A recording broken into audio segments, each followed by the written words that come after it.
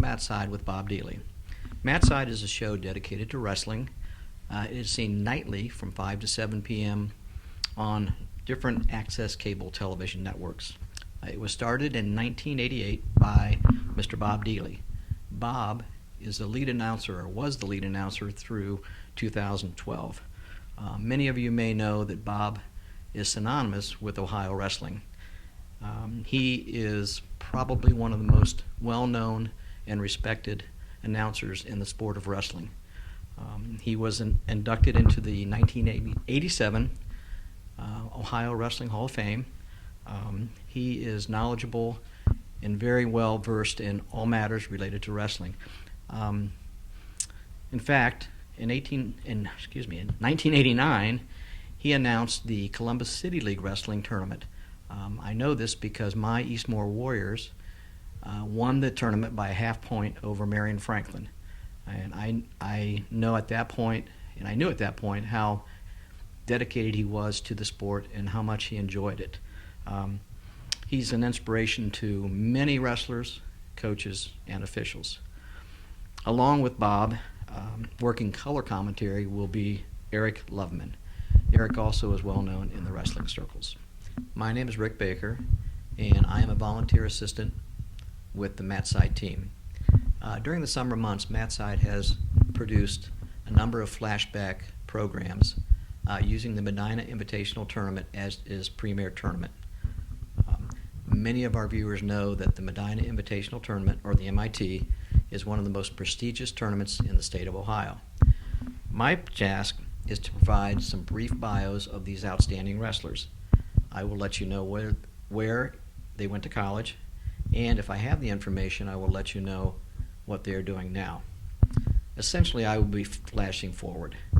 So prior to each match, I will give a brief discussion and hopefully give the reader a little bit more information about these outstanding athletes.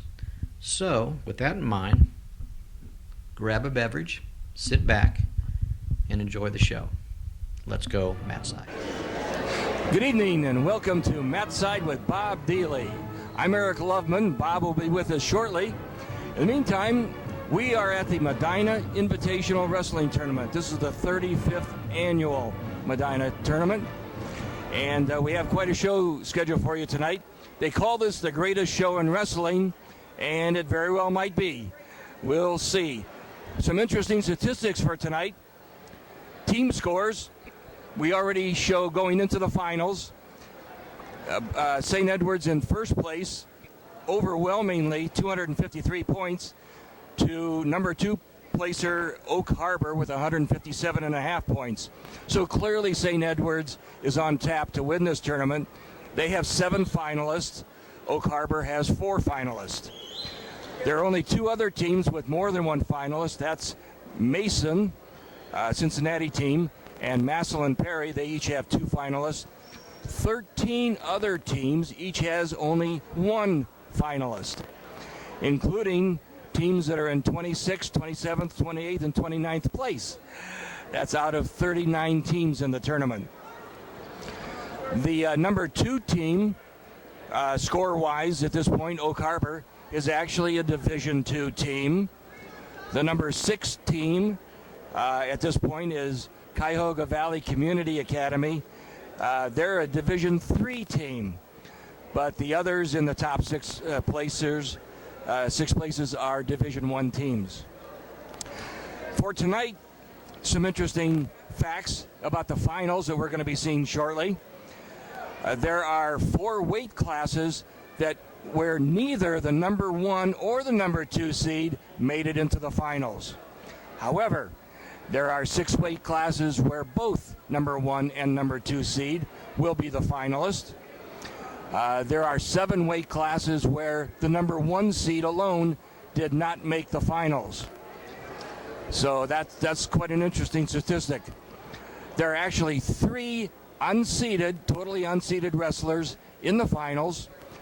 Both of the finalists at 103 pounds are in the finals, and those 2 wrestlers knocked off personally the number 1 and the number 2 seeds. So it's not a quirk that they made it into the finals. They defeated the number 1 and the number 2 seeds to make it there.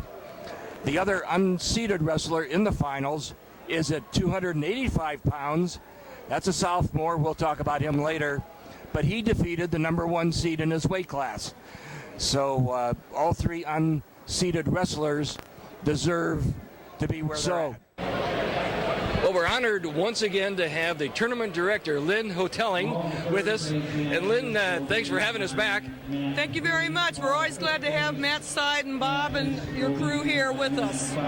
What kind of a tournament are you having this year? Oh, it is run so smooth. In fact, yesterday we ran a half hour to an hour early. It ran very smooth, and also we could get the fans out of here because of the weather last night, so everybody could get home safe, and another really smooth day today. Well, that's the reputation you have here at Medina. It's probably not only the greatest show in wrestling, but the smoothest show in wrestling, isn't it? I think it is, and I have to attribute a large part of that. We have a new athletic director who's really working hard to make sure things run smooth. We got a veteran staff for the most part, and the whole community's come together with this year. I noticed you have a new sign in the back there that gives it a little more class, a little more elan.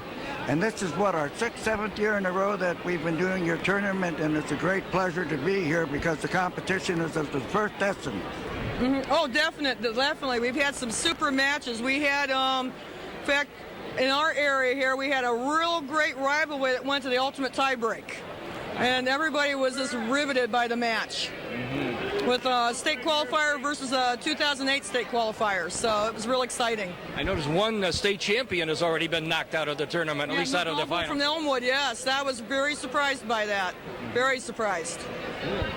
Well, we've already talked about the statistics. It looks like a really interesting finals with there are 4 weight classes where the first and second seed, neither one made it into the finals. Like I said, it's been very interesting. 103, I was not surprised. The 2 freshmen that are in the finals are very nationally ranked and heralded. So that's going to be a real exciting finals. My understanding is they had met at the Ironman, so we'll see what round 2 with them will go. Yeah, we missed the fact that Demos won't be wrestling the St. Ed kid. That would have made the tournament, that would have been the cherry on top of the ice cream. Yeah, that would have, but it's still going to be exciting. Well, thanks once again. Basis, and we want to thank you for inviting us to partake of this great spectacle. Well, thank you. And also, it's going to be fun tonight. This is our 10th induction class of our Hall of Fame, and my brother-in-law, Jim Hotelling, is being inducted tonight. So, and he, of course, is the founder of this tournament. Yes, he's the founder, Big Papa, Big Papa B, so it's going to be real exciting. Excellent. Well, we bumped into him walking in tonight, and he looks like he's ready. Yeah, he is. I think we're going to see some tears. I'm already starting. Good luck. Thanks so much, Len. Thank you, and enjoy the show tonight. You will. We will. Thank you. We're fortunate once again to have the coach from Lakewood St. Edwards High School, the renowned Gray Gerbus. Welcome back to Medina Invitational Tournament, Coach. Thank you very much, Mr. Lumlin. How's the team doing this year? Doing pretty good. It's kind of a young team, but the kids are working very, very hard. They're very coachable, and they have a great attitude. Well, you say it's a young team, but you have a commanding lead in this tournament going into the finals. Yes, we hope to keep improving on it because there's a lot of competition in Division I, and we have to get better. Mm-hmm. Last year, you did not win this tournament for the first time, I guess, in many years, and but you went on to win the state championship. And how does last year compare to this year? Did you peak earlier this year? It was a question of last year we had quite a few injuries. We didn't want to talk about it because that's like crying, and I don't think we'd get any sympathy anyway. But we did have quite a few injuries, and we had to work through them. Our team worked through them, and they got it together at the right time. Now, in the first match of this evening, the finals, you have a 103-pounder, a freshman, I believe, right? Yes, Dean Heil. Right.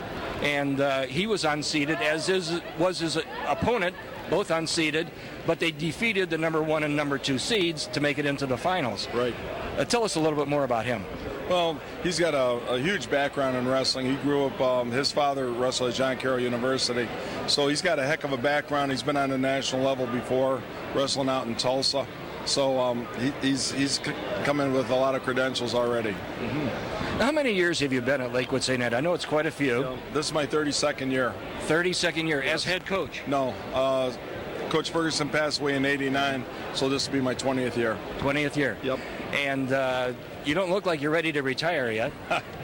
They keep you young, I'll tell you that. You're also assistant coach for football, is that right? Yes, I assistant coach for football, freshman football. Yep. Any other sports that you help coach? No, that's plenty. That's plenty. Now, you say you have a young team. What do you think are your prospects in the state tournament? Well, we have to keep improving. We've got to stay healthy. So, we don't have a crystal ball, but I love their work ethic and I love their attitude. And I think that's so important, and I think they're getting better week by week by week. Excellent. Well, we sure appreciate you taking the time to talk to us, and good luck in the finals. I know you have 7 finalists. Here's Bob. He wants to say hi. I want to congratulate you for your comeback last year. You've seen the dregs of defeat, and you somehow got your guys back together. That was a heck of a performance. And I still hear you got mushrooms of kids down in your basement ready for future development. Give us the cue on that.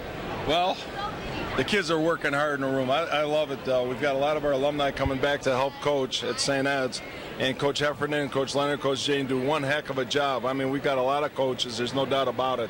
But they love it, and they get basically they just love the coach. That's the reason they do it. Well, you're the anchor, and as you go, so goes St. Ed. So keep up the good work, and may fortune be ever on your side. Thanks, Coach. Okay. Thank you, sir. Our first match tonight is at 103 pounds. We have Dean Heil from St. Edward's versus Nathan Tomasello from CBCA. Dean was a 4-time state champion at 4 different weight classes. He went on to wrestle at Oklahoma State, where he was a 142-pound NCAA champion. Nathan, also a 4-time state champion, went and wrestled at Ohio State University. He was a national champion in 2015. Nathan Tomasello. His opponent from St. Edward, Dean Heil. On day 112. Okay, Bob, this is our 103-pound class, 103. And we're looking at 2 freshmen here, both unseeded in this tournament. That's Nathan Tomasello from Cuyahoga Valley Christian Academy and Dean Heil from Lakewood St. Edward. Okay, Heil's got an arm tie up there. They're both locked up. Neither man has fluidity here. We got to get the referee out of our way. Tony? Yeah. What's Tony's last name? Something.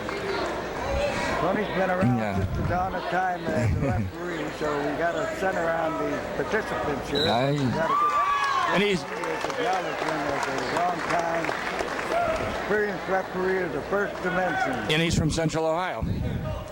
Out of Central Ohio. He's living in, where's he living in? The community where there's a college. Grandview, Grandview maybe? I'm not sure. Grandville, yeah, that community. What's the college? Oh, Denison. Right, Denison. All right, so we'll get back to wrestling here. The boys are tying up, not moving off their tie-up. So Tomasello has a 2-on-1. He has the black and Blue and white. Right. And that's Dean Heil in the black singlet. Wrestling counter track. Now these two met in the Iron Man. Oh, they met at the Iron? Yeah. What transpired? Well, Heil won. He ended up in second place, and Tomasello ended up in fourth place. But I believe Heil defeated Tomasello when they met in the semis. Okay, Heil shot way out. Tomasello countered with an overhook, using a nice head block, getting away with it. So both men have sort of been tentative the first period.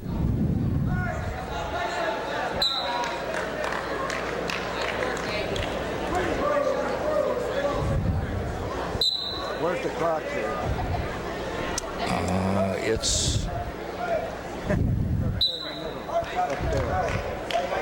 this. All right, no damage done. That was a Walsh-Me Matilda first period. No points. Okay, Tomasello on top from CVCA. Tell us where that is again. Cuyahoga Valley. It's in Cuyahoga County. Now what he does real nice, I'm sorry, I believe it may be in Summit County, in Akron area. what he does so nice when he allows his man to come up, he has his butt right up against his opponent's posterior. There's no space there. That's very good. That's good wrestling. You don't even see that at the college level. Mm-hmm. Very good training, whoever. Oh, Nice escape there. 1-0. sequential wrestling there. Mm-hmm. All right, the boys have opened up. All right. So Heil, We're seeing the St. Ed kid, the Heil shooting way out there. He's telegraphing it, and it's being blocked effectively by Tomasello. With the fancy uniform. So we're seeing Heil's trying to get some rhythm there. He doesn't have it yet. Doesn't have it.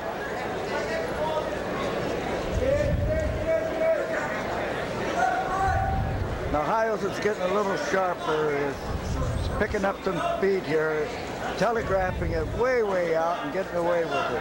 Getting hit with a front head. He's going to shrug. He's got to shrug. No damage. Scores 1-0. 54 seconds left. 50 seconds. mm-hmm. In there pretty deep.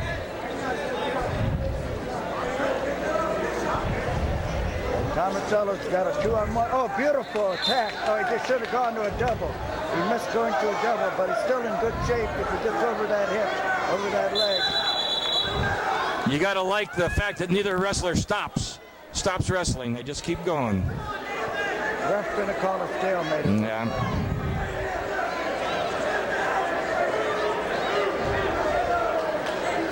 Wow. Point.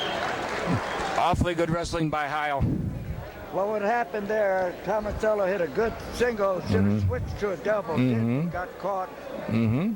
That's an intricate move there. Your instantaneous singles go to an automatic double. The head's got to be in the right position, so he paid the penalty. He made a bad decision there. It probably isn't incorporated into his wrestling pattern, but he should learn from that as a matter of experience. Mm-hmm. Hit a great single and should have immediately gone into a double. Yeah. So Heil is in the lead with a 3-0 score Nice comfortable lead. as we start the third period.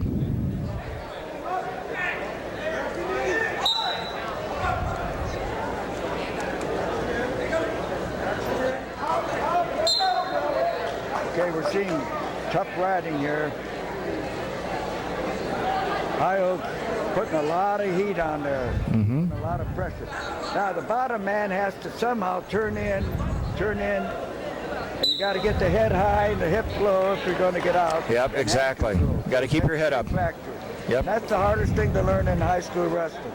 Hand control, low hips, high head, and back pressure.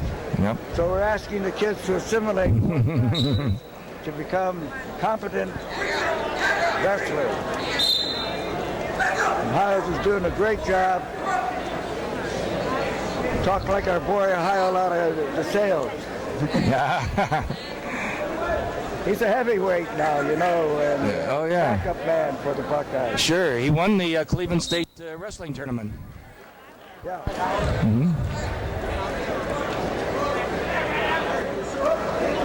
But it's spelled differently, though. He'll be a 45-pounder when he's a senior. Uh-huh.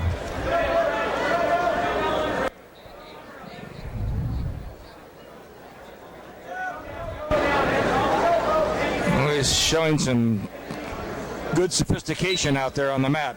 Yeah, we got 1:15 seconds. Tomasello behind 3-0. He'll have to pull a miracle. Come back because he's getting awesome pressure and he's getting broken down. Tomasello is no slouch. He took third in the Cadet National Freestyle Tournament. Like any other freshman, he has to learn to escape. Mm-hmm. And And that can only be learned through the college of hard knocks. Mm-hmm. 55 seconds left, 3-0. Kyle's in the lead. Oh, she should have gone. There was no back pressure when he should have had that headlock. Mm-hmm. Nice counter, beautiful counter. Leg tip, elevation. Just a good rider. Kyle's is a freshman too, so we had Both freshmen, yeah. coming on the scene in the finals to set off the wrestling here at Medina High School. These two ought to be pretty impressive wrestlers in the coming years, huh? Yeah, they're both in development at today's. Mm-hmm.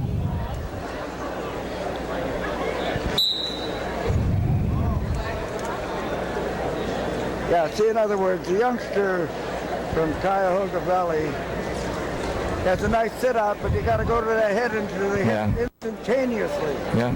12 seconds left. Score still 3-0. Heil in the lead. Oh, he's got a nice hold there. He might be able to pull out a reverse. Not enough time. Time will not permit him to look. Wow, wow. Well, that was a pretty good move, though. That for youngsters that limited development. Yeah. Dean Kyle. Heil wins, score of 3-0 to take the 103-pound championship. At 112 pounds, we have Mike Griffith from Medina versus Alex Moore from St. Ed's. Mike wrestled at Division II Mercyhurst. At Medina, he was a two-time state placer. Collegiately, he majored in criminal justice and political science. Alex attended the University of Chicago. Alex is the grandson of Vince Matucci, who many of you know is also a very prominent figure in Ohio high school wrestling. Coming up at 112 pounds, Bob, we have two seeded wrestlers, but they're not the number 1 and 2 seed. They're actually the 5th and 6th seed in this tournament. And the only wrestler from the host team, Medina's Mike Griffith. And his opponent from St. Edwards again. St. Edwards again has seven finalists in this tournament out of 14 weight classes. Alex Moore. Alex Moore. This is the local Medina youngster. Mm-hmm. And Pretty big guy compared to his opponent. Look at the size there. yeah, he's an 11th grader. Alex Moore from St. Ed's is a 10th grader. And here's what's interesting about the Medina wrestler at 112 pounds. 52 years ago, do you know who Medina's very first 112-pound wrestler was? The very first year of wrestling in the history of Medina High School. I was Medina's very first 112-pounder as a junior, 1958-59 season. And but I salute my successor here. A couple of wrestlers in between. We have here Bobby Stowe, Murdoch, up again.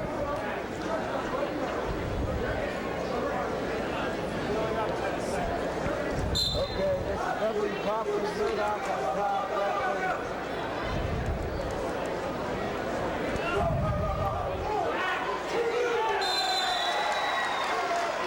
Okay, pulls out.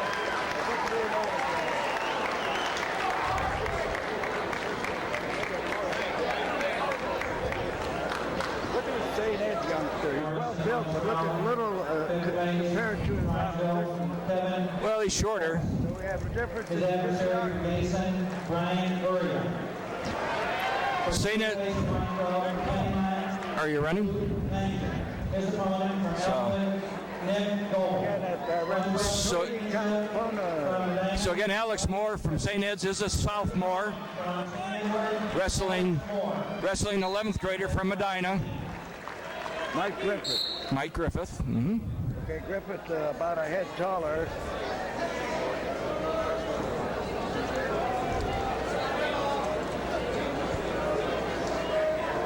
A nice underhook now. Beautiful positioning. I like that St. Ed kid. Mm-hmm. Now he should do a lateral drop there. Put head pressure and spin around. In Yeah. honor of the great Ohio State lateral dropper. What was his name? I can't think of it. He finished second in the... Frank Amato, No. Ohio State. He's a Connecticut professor. He had a lateral drop. It goes 2-3 times around in a consecutive circle. Nice hold. There's the lateral drop, but he didn't have the arm in the right position.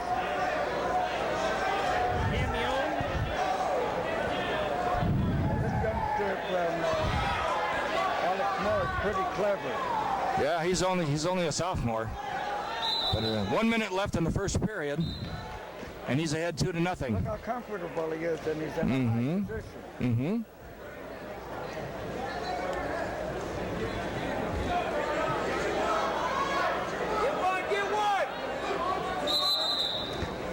I think it's a big mistake if you're a tall wrestler to keep your head down as low as Griffith is doing, especially when you're wrestling a shorter wrestler. Moore's in the top position. I like the way he's built. He's very compact. Mm-hmm. He has a athletic build at the first dimension. And Griffith takes after his predecessor, tall and skinny. Well, predecessor 52 years ago. Okay, 50 years ago today. 52 years ago. 51 years ago, whatever. Okay, got a nice leg insert. See, you can't put yourself in that predicament because you're going to get rinsed out. You're down to 20 seconds. Little high. You see, you have to go out the back door. Mm-hmm. And there he goes. He did it. He listened to our instructions. It's a good move. Only 8 seconds left in the period. He didn't foot sweep. Yeah, he got one. No, he got one, so it's 2-1. He got the escape. Moore has a lethal approach. He has a serpentine type of approach. Mm-hmm. So at the end of the first period, the score is 2-1. Alex Moore of St. Ed's in the lead over Mike Griffith of Medina. All right, let's see if he's as proficient in his down position as he was in his takedown.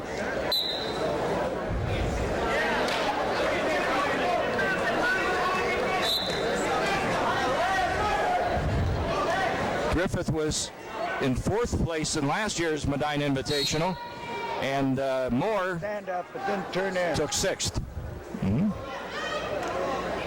Got a good stand. He's up against a pretty good rider here. Have to work to get out. Following in the tradition of Medina 112-pounders. Medina kids. Uh-oh. Wow. Griffith is a pretty good rider here. Yeah, minute 39 left in the second period. Still 2-1. But I still like the way Moore underneath anchors himself and can take the pressure. Mm-hmm. What he isn't doing, he isn't back pressuring on his stand-up.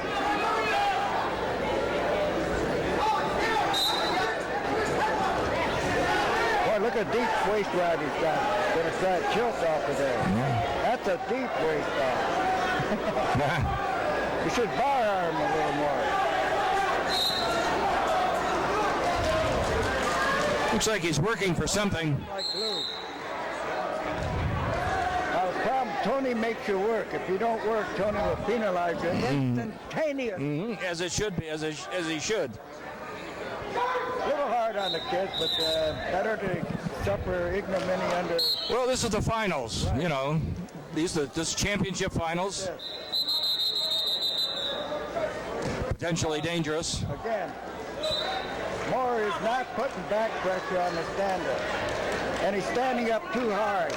Little short guy should only go up 50%, get a wide base, put the pressure on the back, have hand control, and work from there. Yeah, see, he got a good wide base there.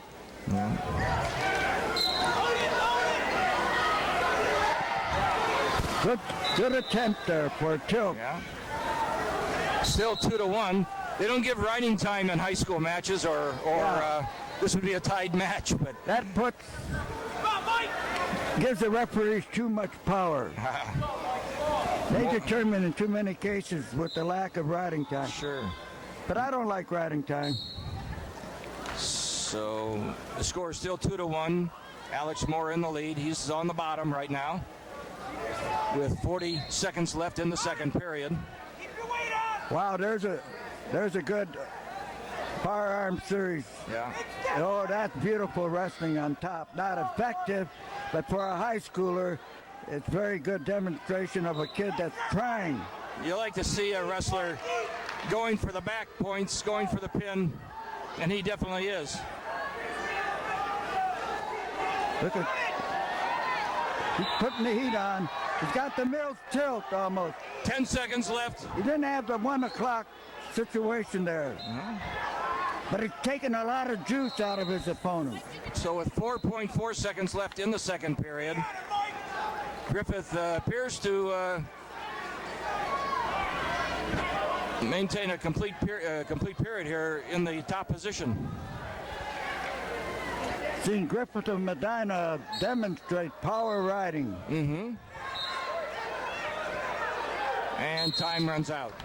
Yeah, so we're seeing Griffith is a much more effective rider than he is a takedown artist. So what I expect to see him do, I expect to see him escape and then be taken down. Let me see if that format comes to fruition. Well, he needs the escape first. Yeah, that wasn't too good of an attempt there. And if he doesn't escape, then he will lose 2-1. So All he got to do is escape. But when you get flattened out on the mat like that, your chances of escaping are 0 - 0. yeah. See, when that head's down there, you're suffering the torture of the damage. Moore appears to be he a might little come high. out. Back door, back door.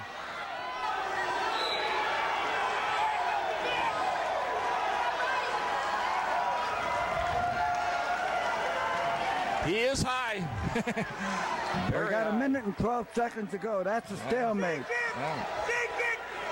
You got to shake and bake, shake and bake. A minute 5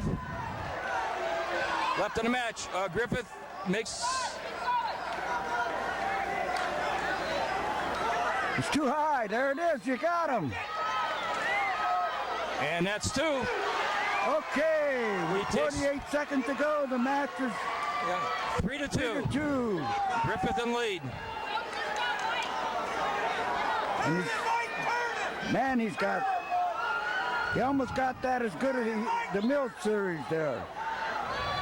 He can really crank. Yep. 30 seconds crank. left. 30 seconds. Why'd it break it, Tony? If My he God, holds, that's if he holds, this will be a victory for the home team. that wasn't necessary. The man was in a pinning position and he was trying. 25 seconds left.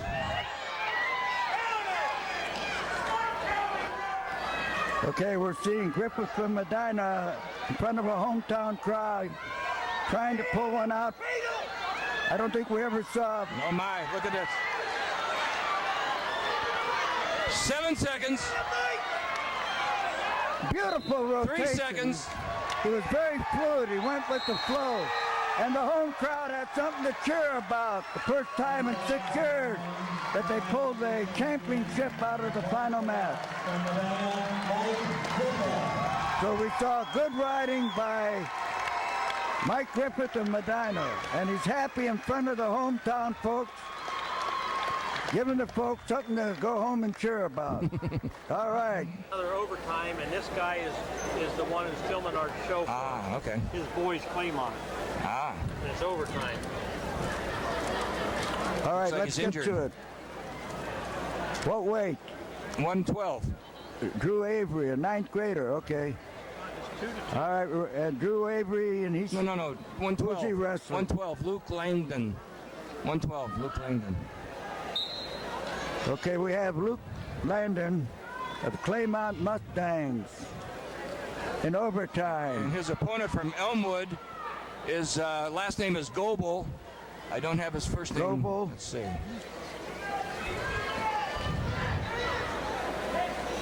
Luke Langdon. Trying to fight off a modified headlock. Okay, no damage done. It looks like Langdon's fighting under duress. Goebel is the number 1 seed. That's Nick Goebel from Elmwood. He's the number 1 seed. Who Elmwood is? Or The Langdon? Elmwood wrestler in the white singlet. Oh, you're right. That's Nick Goebel, one of the 2 Where's returning. Goebel from? Elmwood. He's the returning state champion at 103 last year. Where's he at? Elmwood. Nick Goebel, okay. yeah. All right.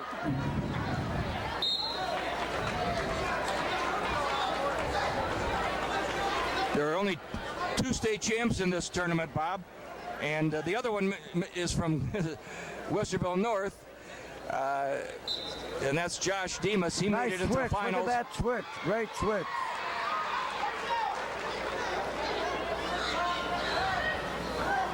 The Elmwood youngster put on a great switch there. It was a power switch.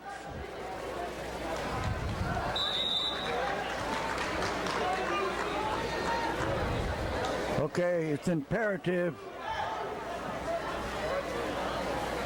You know, we got to get more familiar with the rules of overtime. Well, there are 2 3-minute, 30-second periods in Okay, overtime. Langdon is in the down position for the Claymont Mustangs. Comes on up. He got away with hand holding. Beautiful. Claymont needs an escape to tie the match. 17 seconds left. He's got to escape. If he doesn't, Yeah, if he doesn't escape, then Goebel wins by 3-2 score. Goebel's watch the way his body's on that wrestler. He doesn't leave any space. Little space there. Now there's space.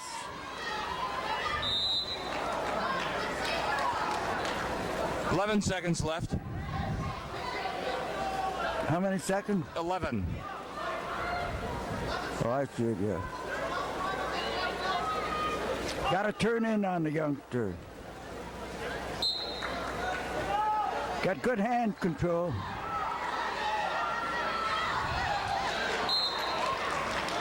$4 seconds left. Oh, you're looking at the clock over there. Yeah. Yeah. So what's the name of the other guy, Goebel? Goebel. Nick Yeah, Goebel. Goebel's a good rider. You can Yes, see that. returning state champion. Defending champion, 103. Yeah. State champion. Okay, we had a good match.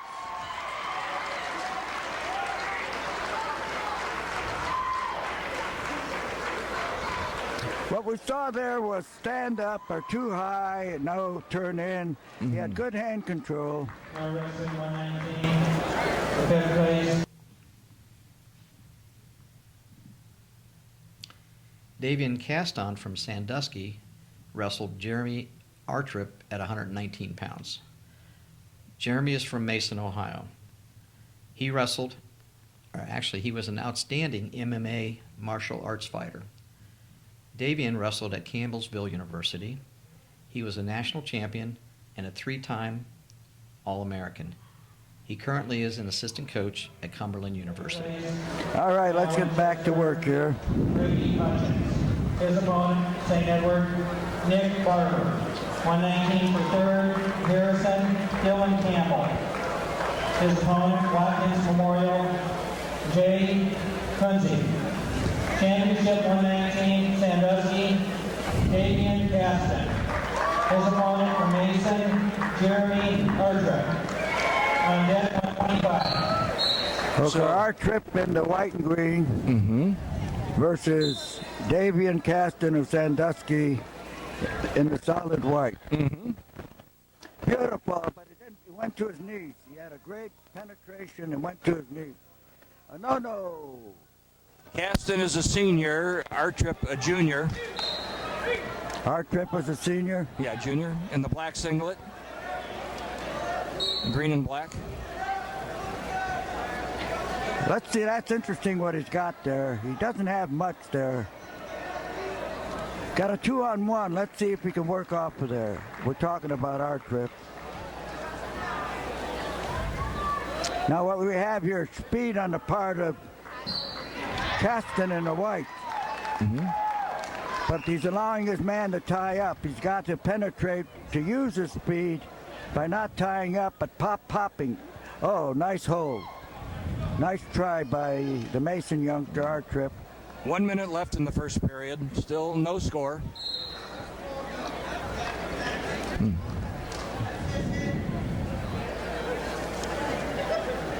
We're getting too much tie-ups initially. You go pop, pop, pop, pop. You don't tie up. Our trip. And see what you're having. Neither boy's foot is moving. You got to have constant motion. You got to have fluidity. And when the feet are standing still, the body has to react in a slower mode. Oh, he could have underhooked and gone under.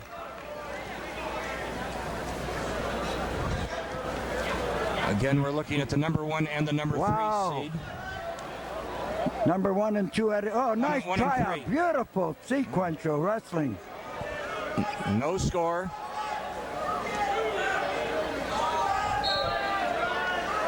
Only 5 seconds left in the first period. Okay, that's a stalemated. Oh, wow. No, that should have been a Peterson there. Yeah. No score. The ref didn't give. I don't say he was wrong, but if a man initiates a move, give him the credit for it. It was a In fact, he had two movements there. borderline, but yeah, nice scramble. Okay, Caston of Sandusky in the down position. Up against our trip of Mason. So no score starting the second period. Oh, nice dump. Boy, he dumped him right on the head, too. Yeah. The impact was on the head. Let's see, he came up too fast.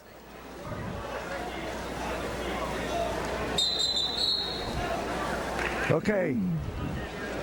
We're seeing Caston's going to be a hard guy to hold, but he needs a lot of correction on his stand-up. He has the power, but he's not utilizing it properly. He's coming up way too high and not putting back pressure. Yeah, I like the way he didn't know the back hill. This is an interesting sequence. It is. All the matches we've seen so far have been He's very got him competitive. trapped. He got him trapped.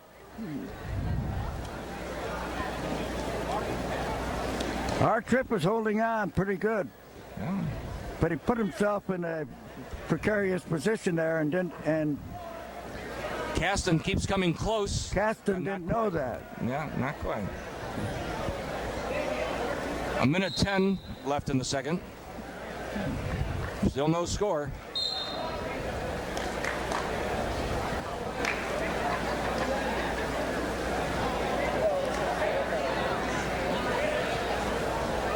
Caston in the white singlet is a senior again. Our trip He's a senior? He's a senior. Our trip is a junior. But our trip came in as the Got number a 1 lot of seed. speed and power, but hasn't been able to utilize it.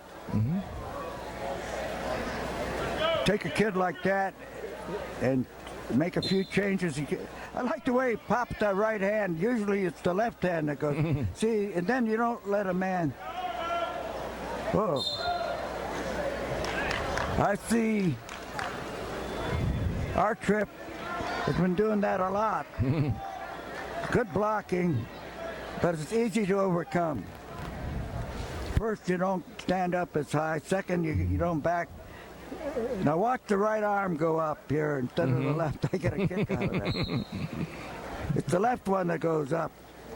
Well, he's right, though, where he was at. Yeah. So he's getting drilled. He's getting straightened 50 out. seconds left in the second period. Still no score. See, and he should re-hook the back heel so he couldn't be lifted. He's not doing that. He's been re-lifted about 4 times. You have to back heel so the guy can't lift you. You say he's a senior? We're talking of Caston? Yeah, right. Caston in the white singlet is a senior. Our What a trip- waste of talent. Well, you got to like the fact that he keeps He's moving. way too high, way too high. Yeah. Up. Very athletic. Yep, yes, oh, he is. my goodness, he should Got have his one. pancaked him. Got his escape. 28 seconds left in the Should have second period. pancaked him. Yep, had it close but didn't finish.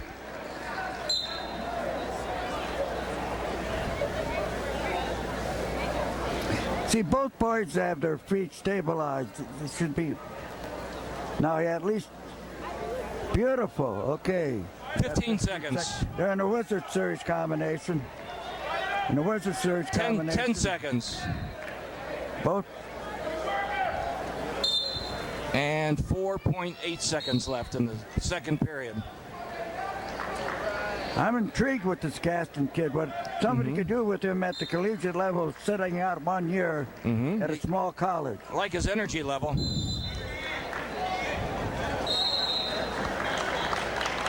He's got everything: leverage, speed, height. So going into the third period, our trip has a 1-0 lead. I'm sorry, Caston has a 1-0 lead. I doubt he could hold him. I doubt too. I think our trip.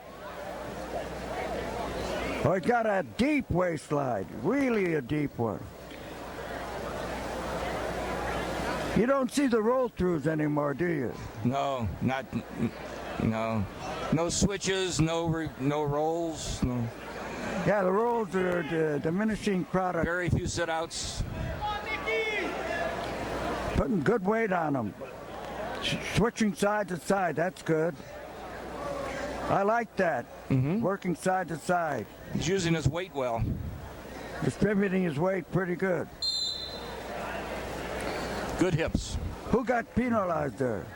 Or was that a stalemate? I think it was a stalemate. They call it stalemate there? I believe so. Still Did 1-0. he give a warning? I don't think so. This referee was in my way. I couldn't see the action. Deep waistline. Really deep. They're two scrappers. Interesting match, even though it's low scoring. It is. Look how deep he takes that waistline. Yeah. Man, we used to like people to do that, and then we'd roll them. Yeah. We'd roll them like a pancake. He's working on the half, but he's not getting it in there deep enough. He's not penalizing. Ref's doing a good job if he's not penalizing anybody. 51 and a half seconds left at the third and final period. These matches are 2, 2, and 2, so they're 6 minutes of duration. Still 1-0 with Caston in the lead. He's on top.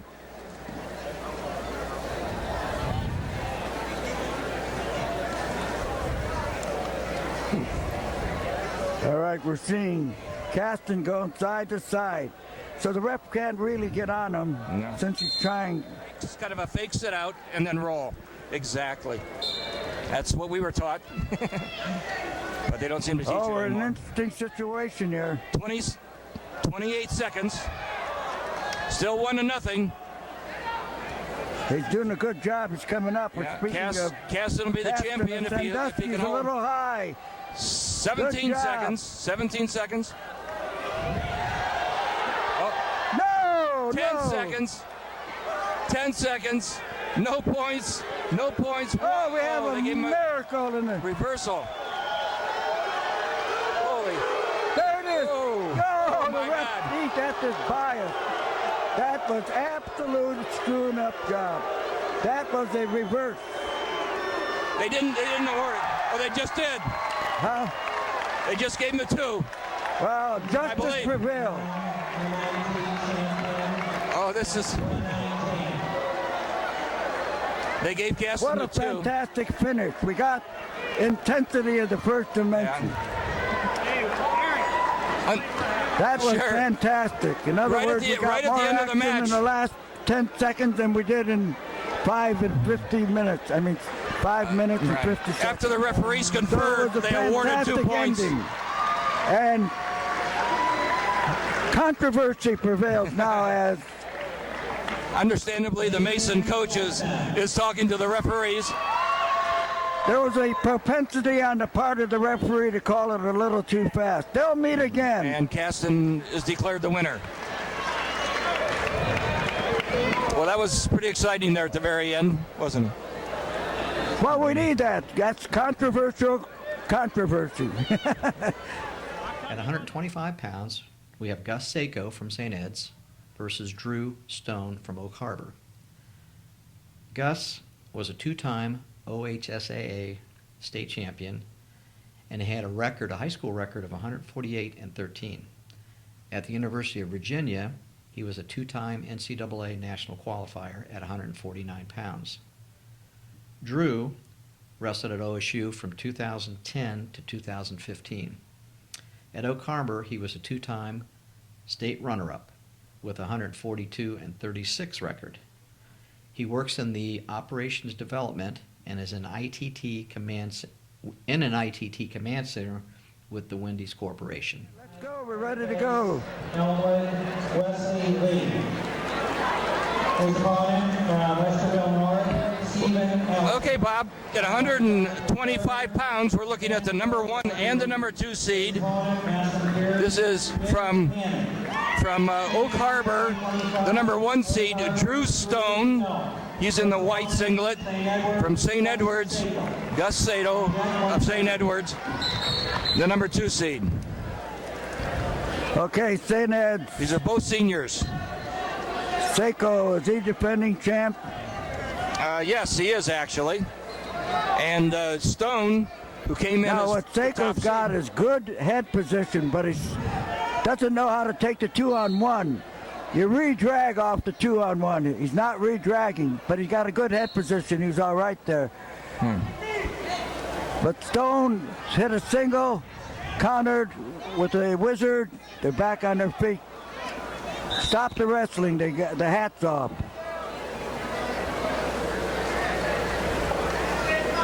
Stone's taking it to him. Drew Stone. What did Stone finish last year? Well, Stone, both of these guys were runner-ups in last year's state championships. However, they're both previous state champions. I'm sorry. Oh, he should have floated. He had a. Sato from St. Ed's is a We got a previous state champion at What do you- 103. Whoa! He hit that beautifully. That was a great hold. 2-0. What's it when you insert the legs? Merkel. That was it. He hit a Merkel. And did it in magnificent style and got away with it at the edge of the mat. That was a debatable call.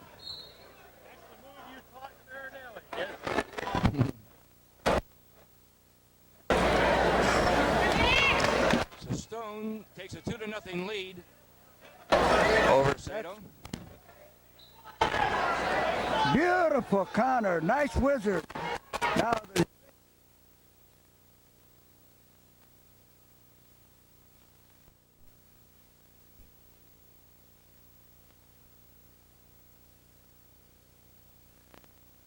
All right, this Stone is a little more aggressive there. He's got, I remember Sako being a defensive specialist. Oh, yeah.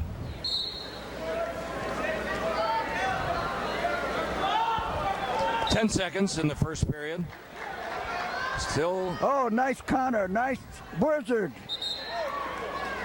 Boy, we're getting a lot of edge of the mat play. Now we're getting into what we call sequential wrestling. The boys have enough capability that they can move from 1, 2, 3 moves simultaneously. Right. When you get to that level, you're state winner or runner-up. No score in this match. A lot of 0-0. action, no score. Oh, they didn't give them that to them. They took it away, apparently. Took it At away. least that's what the. Well, reporter it said. was, I don't understand it, but that's. the supporting points were off. Yeah. Or were they? I don't think so. We'll have to review that, Cliff. Here we are doing commentating and refereeing simultaneously. As we should be. Why not? Sure. We're harmless. Okay. Stone changing off real good. Look at that. Changing off.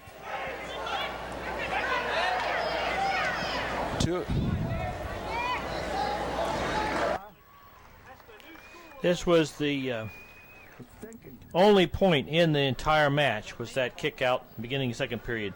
So let's go to 130. At 130 pounds, Kyle Warner versus Alex Bergman from Oak Harbor. Kyle finished 5th in the OHSAA state tournament during all 4 years while competing at Claymont.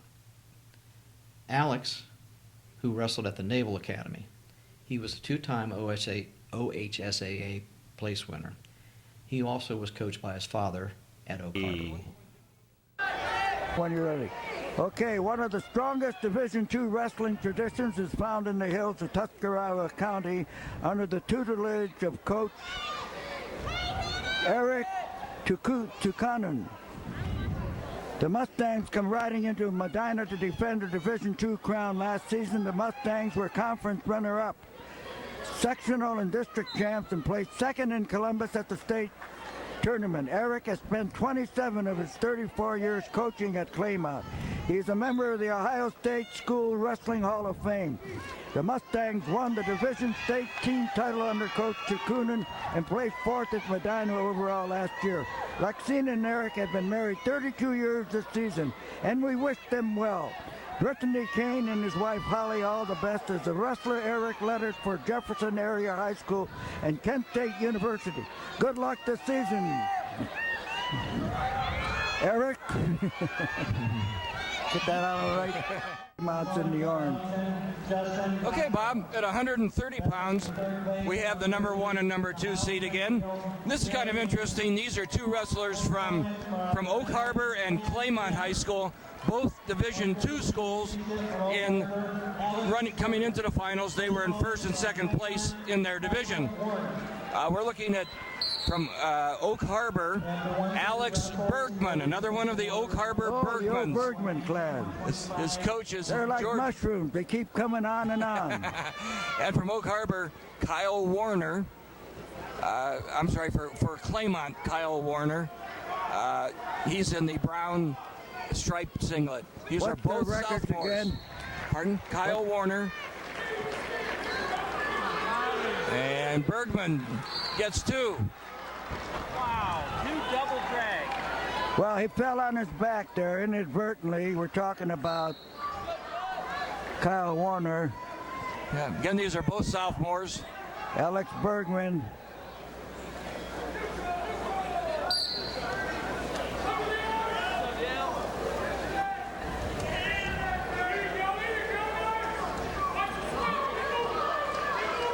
Beautiful switch.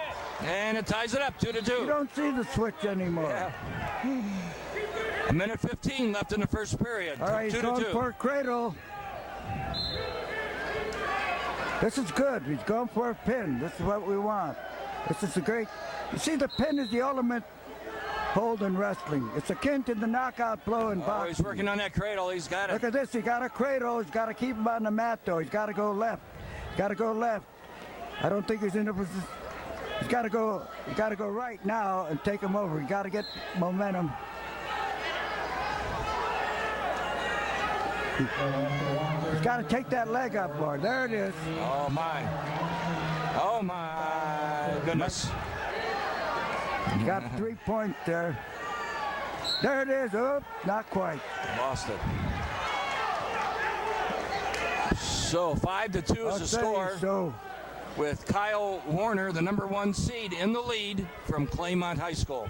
and he did that very systematically. He took his time, didn't get rattled, didn't look too good on being taken down. Sort of flip-flop, but then came back on a marvelous switch. Yeah, perhaps he did just trip when he... And the switch is almost a vanished hole in wrestling now anyway, but it can be called that at any time.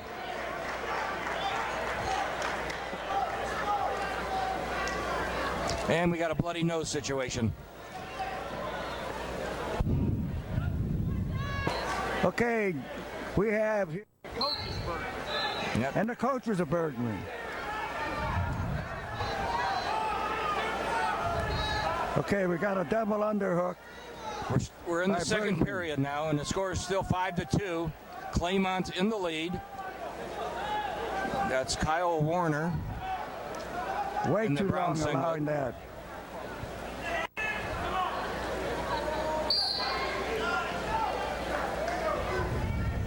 Now see, there's a case of where the the Claymont youngsters, you go to the hips when a guy has a front headlock on you and bust it. Okay, so we're seeing Warner hip hopping a little. That's what we want to see, a little more movement. Beautiful, instantaneous, both men. Wow, fantastic. That was great wrestling. Both guys instantaneously charged, and Mr. Warner came out on top in a demonstration of classic wrestling. Warner is a state placer from last year. He took 5th place at 112 pounds last year. Who did, Warner? Warner, as a freshman, 105 pounds. took 5th place at 112. Oh, 112. Yeah. But still, he's come up quite a bit. He's at 130. These are big 130 pounders. They are. So 7-2 at this stage of the game, 42 seconds, second period. Warner demonstrating marked superiority.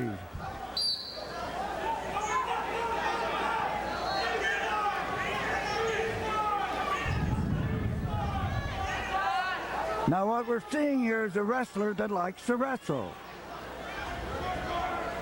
That is not evident all the time. A lot of these kids are out here under pressure. He's enjoying himself. He's applying a lot of pressure. Look at that. He got a nice high Turk. Flattens his man out. Really setting up that Turk real good as a ride. Getting away with murder.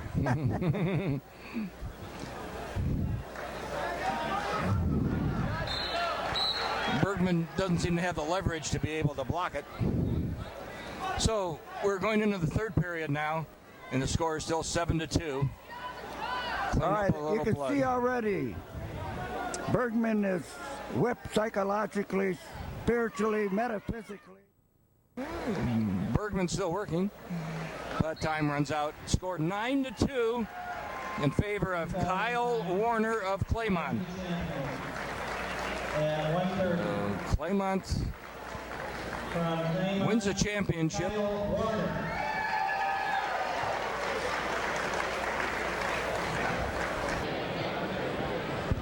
Okay, while we have a little break, we're delighted to have the opportunity to talk to our second camera person. It's Heather Wilson from Claymont High School. Yes. Okay, Heather, well, thank you so much for your help here. Thank you. Now, is this your first Medina Invitational? No, my third. Third. And how are you involved in wrestling back at Claymont? I'm a mat stat for our high school. Excellent. What grade are you in? Senior. Good. Oh, so you're going to graduate this June. Yeah. What are your plans? Went to college for pharmacy, so. Oh, I'm kind of disappointed. You don't want to be a camera person the rest of your life? No. Well, we're delighted to have you. Good luck in your pharmacy. Thank you. And what school are you planning to go to? Muskingum. Excellent, right here in Ohio. Good. Well, thanks once again for your help. We really appreciate it. Thank you. Hey, Bob, at 130. In the 135-pound weight class, we have Zach Daly from Maslin Perry versus Dan Merriman from Highland. Zach received a full ride scholarship to Clarion University. He was a two-time state champ at Maslin Perry. Dan placed twice at the Ohio High School Wrestling Tournament. He wrestled at John Carroll University and was a two-time All-American. At John Carroll, he majored in communication. 135 pounds, we have two wrestlers, both underclassmen again. Dan Merman from Highland High School. He's the number 5 seed. His opponent from Maslin Perry in the white singlet is Zach Daly. He's the number 2 seed in the tournament. Daly is a sophomore and Merman is a junior. So we're seeing a lot of young kids. Who's a sophomore? The Maslin Perry wrestler, Zach Daly, in the white singlet. Okay. He's a sophomore. In the black singlet, Dan Merman is a junior. All right, now there's an example of a front headlock, but he lost it. He didn't jam it. Plus, you don't stay on your knees when you hit the front headlock. You're on your toes to apply the pressure so that you can move both defensively and offensively. But these are two frisky little guys here. Well, the one's little, one's long, lean. Yeah, and he's a sophomore. He's a younger wrestler. We've had almost a consecutive scores of little guys wrestling big guys in stature. Zach, Beautiful single. Oh, what a low single. He hit an ankle pick. Way out, but did it so unexpectedly and powerfully that it Mr. Merman of Highland didn't know what happened, so we have him. Yeah, Zach was a state placer last year. He took 4th place at 130 for Maslin Perry as a freshman. Now, is his name Zach Daly. No, the other guy. The other wrestler is Dan Merman. He's from Highland. Have we got the wrong guys? No, I don't believe so. We're at 135.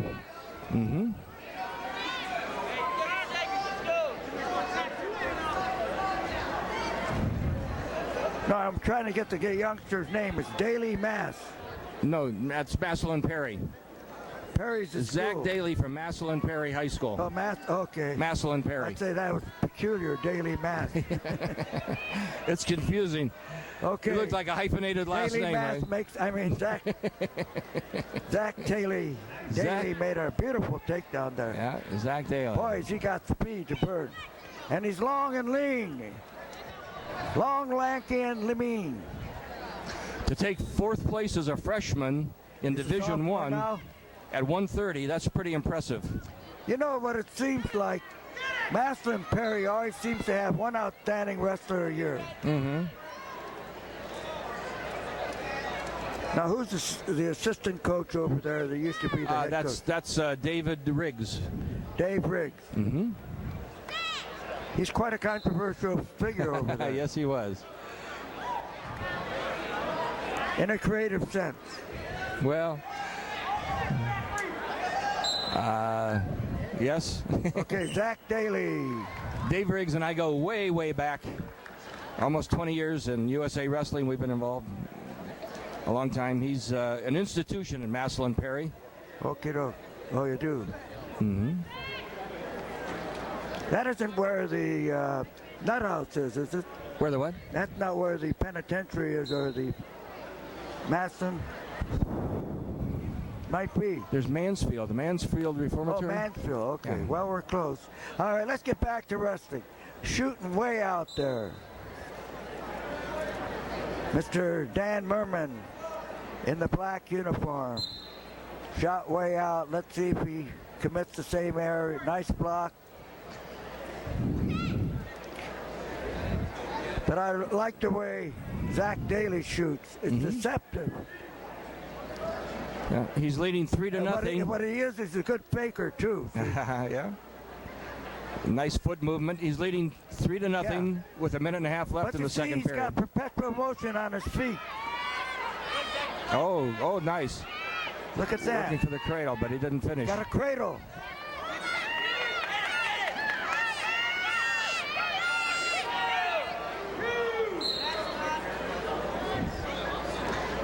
Can't quite give 2 that points was a there. very questionable call. The supporting points are in, but he didn't really have them.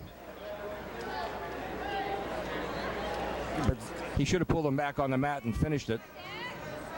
Yeah, he had that option. Since both supporting points were in, the ref called it out there, but he didn't give him a chance, as you say, to pull it back in. Yeah. 50 seconds left in the second period. Still 3-0.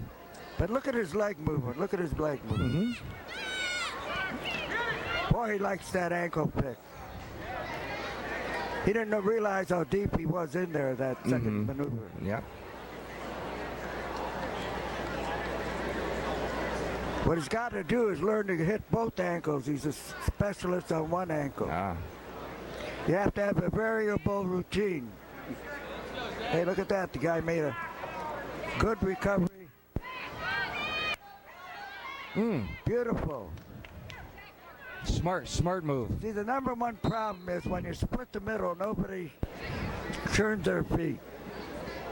There's no coach in the country that's teaching churning the feet. That requires strength and agility, but it pays off very well. Yeah, 5 seconds left in the second period. And it's still 3-0. Zach Daly in the white singlet in the lead over Dan Merman of Highland High School. Okay. Zach Daly's on top, the third and final period. Merman from Highland in the black. Nice systematic escape. Did that very eloquently. 2-point match now, 3-1. Hit speed, had the back pressure, wasn't elevated too high, and had good hand control. All those elements have to be synchronized to complete that maneuver.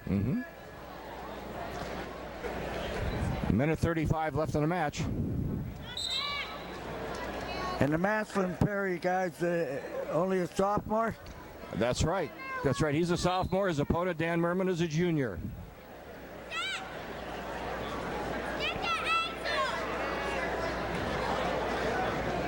Sort of has a unique stance, wide, but he's there ready to snap. Yeah. If anybody touches his legs, he powers. I feel that his head is a little low, but apparently he's comfortable there. Look at that. Look how sneaky he's in there. Yeah.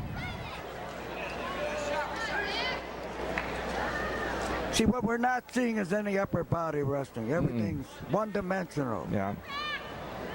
American high school good wrestling. Within their limitations. Why not? The body's at least 67% of your physique. Why not give it them? They don't teach I don't it. say you do it adequately, but you can get body locks, underhooks, overhooks, headlocks. You don't consistently attack the legs. You're multidimensional.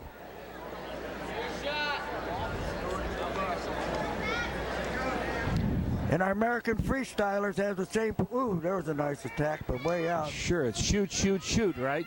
In freestyle. Look at this, look at this, look at this. Ooh, good wrestling, both guys. Again, he could have kept him on the mat, though, without letting him escape. But he's still leading 3-1 with 25 seconds left in the match. Okay. Dan Merman's going to make one valiant last effort. There it is. Got snapped. And 10 seconds left. We call that right on the button. He gets to make another one. Beautiful. Great wrestling. Now, why can't the kids go like that for 6 minutes? Yeah. Less than half a second left. 0.4 of a second left on the clock.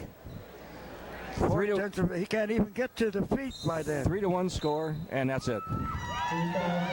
So your champion from Maslin Prairie High School, a junior at 135, is Zach Daly.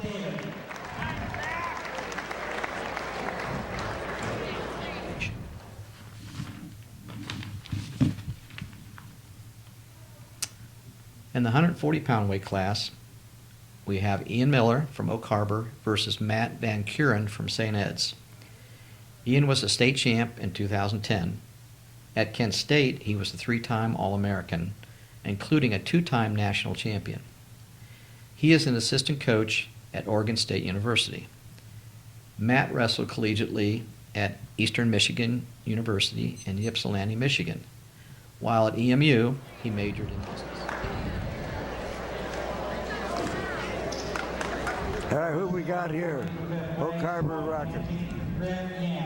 His opponent from Harrison, Jared. Are you rolling? Wrestling for 31, Okay. 40 from Hickory. Bob, at 140 pounds, we have a Miller from Oak Harbor. Now, Miller and Bergman, Millers and Bergmans are the families that consistently produce wrestlers in the Oak Harbor area. He's the number 1 seed, Ian Miller. His opponent from St. Edwards, Matt Van Kuren. Van Kuren. Again, 2 underclassmen. Miller is a junior, Van Kuren is a sophomore.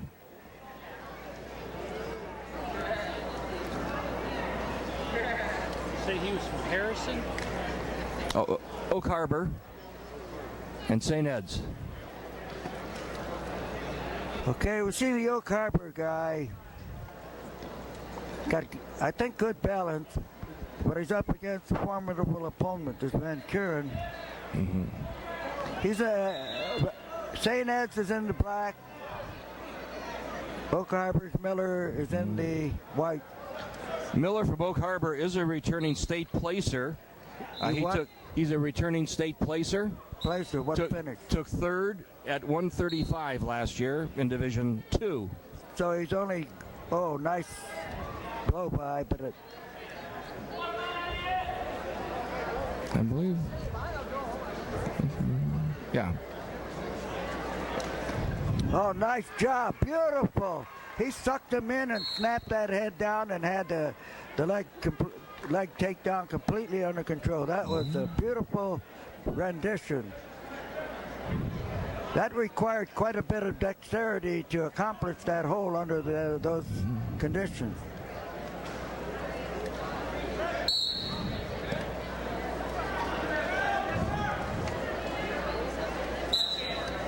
Miller of Oak Harbor with the 2-0 lead. 40 seconds left in the first period. He's trying to get a tilt. Still 2-0. He can hold him for 40 seconds.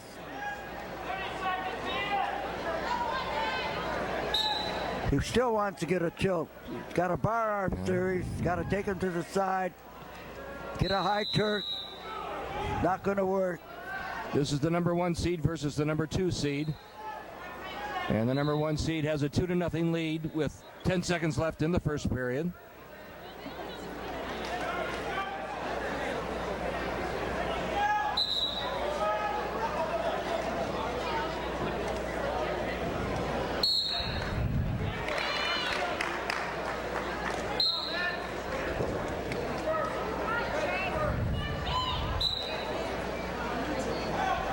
Okay, Miller of Oak Harbor charged up. You can see he wants to wrestle. Now he's got a little rhythm. Good. There's your sequential wrestling. Making one mistake. He's not moving to the left. You don't want the guy to ever have the head. Ooh, oh my. He was going to throw him into the bleachers. Now that would have been a score in freestyle wrestling when you push a guy off the mat. But, or in sumo wrestling it would have been a score. Not in high school. Still 2-0. A minute 30 left in the second period now.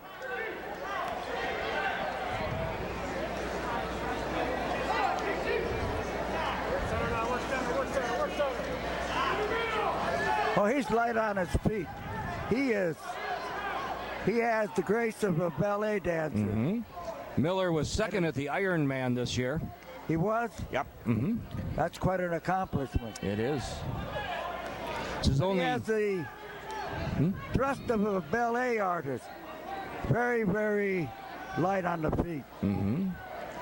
Good, efficient movements. No wasted. He's relentless. Look at this. Yeah. He's relentless. I like his style. Yeah. But still 2-0. 44 seconds left in the second period.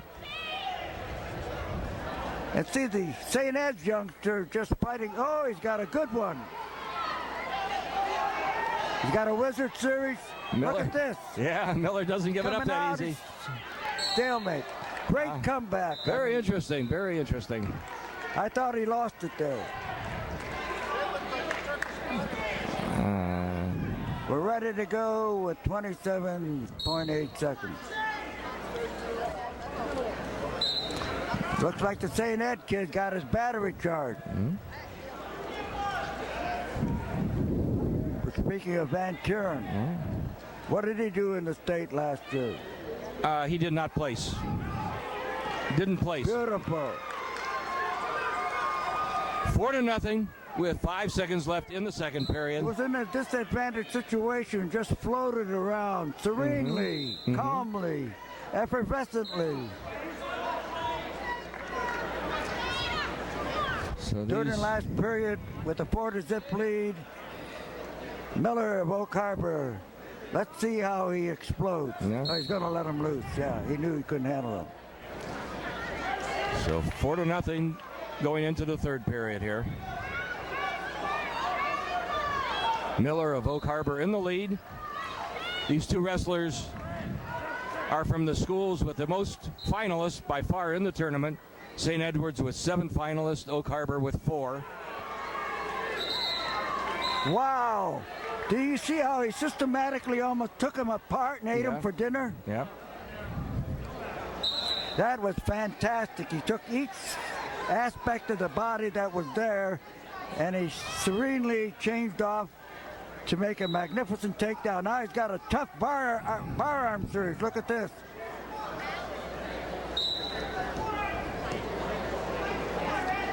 I didn't realize that there was a high schooler with this proficiency at this stage of the game. Very He's a sophisticated. senior, gotta be. Very sophisticated wrestler. Huh? Very sophisticated wrestler.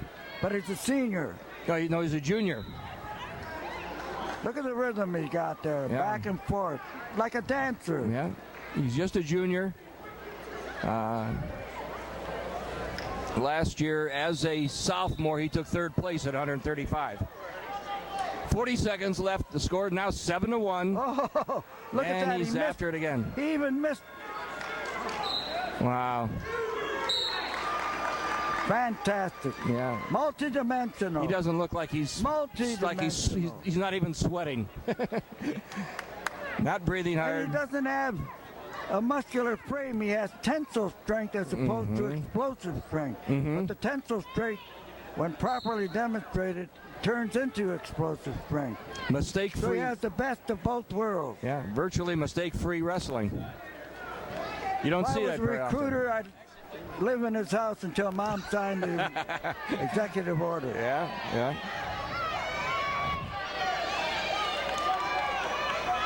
Ten seconds left. 9-1 is the score.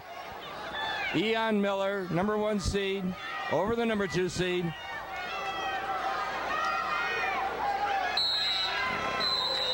And that's the final score. Okay, we saw an outstanding demonstration of wrestling skills way beyond the normal high school level.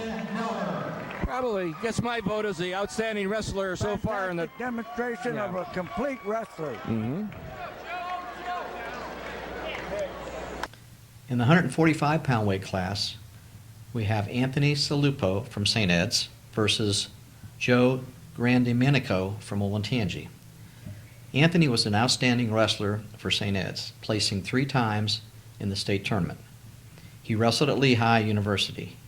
Academically, he majored in business and engineering.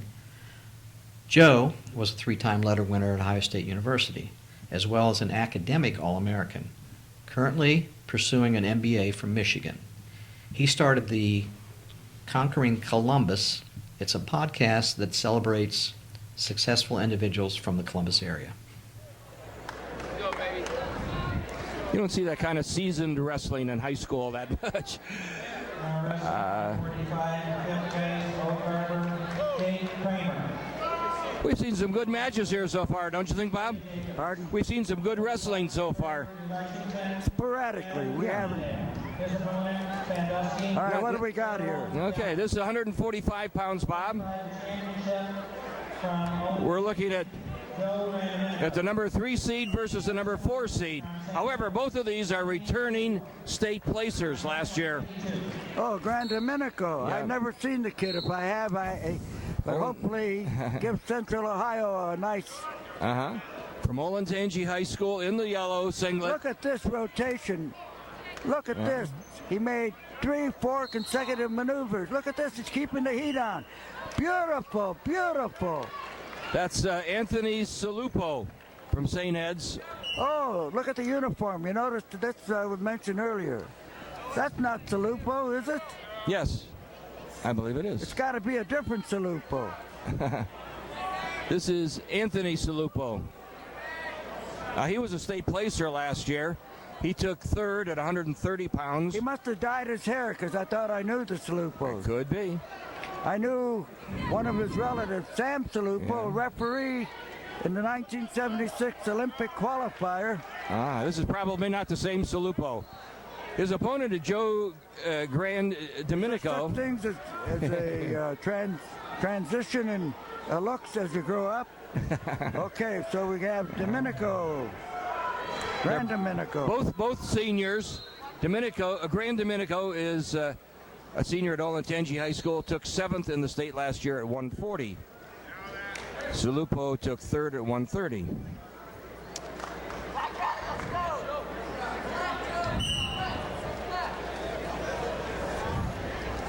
All right, Domenico, oh my God, what a fireman. Wow. Nice. Almost as good as Milkovich. It wasn't as smooth, but it was the initial impact was there. You don't expect to see that in the finals of a tournament like wow. this. That was pretty. Mike Milkovich, what was the name of the Milkovich that had the great fireman? He took the great Russian Dubnikov 3 times down with a fireman. Dubnikov beat him, but nobody did this to Dubnikov, who in my estimation was the great premier wrestler of the Russians next to Tedeschivelli. Whoa, is it good to see Central Ohio making itself known in these parts? They thought we had a desert down there. Score is 4-1. Salupo in the lead. He's rangy too. He's got 10 seconds left in the first period.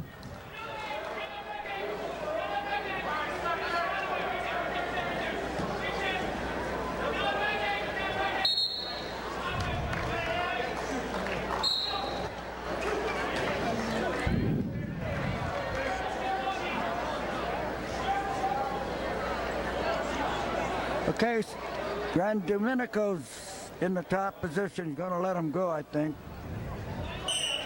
You like the new rule where they can option without getting it down? It looks like there's a weight disadvantage, doesn't it? Salupo seems significantly smaller than Grand Domenico. You agree? Now, see, you got to learn a leg over from there. You jam it, leg over, control the butt, and then you float around. Yep. That's the only defect now. He's got a quarter Nelson, but he can't do it there. No, he doesn't know how to put that quarter Nelson on. But he did it, I'm sure. Look at that movement. Fantastic.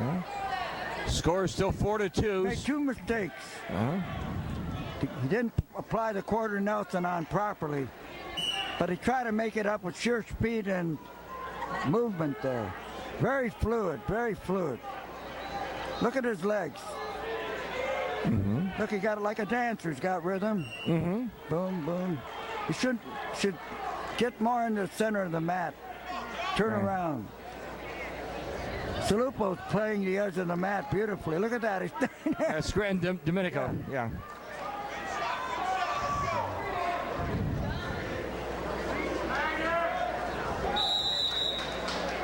Actually, Salupo's... Oh, we got an interesting situation. Got a stalemate. He's bust that leg hold there. Yeah, 25 seconds left in the second period.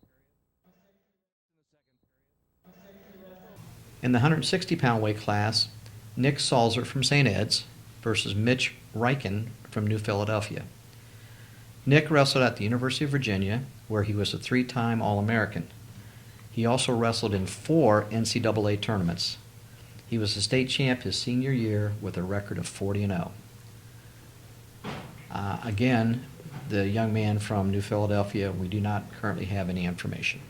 What we have here is from St. Edward's High School, Nick Salzer.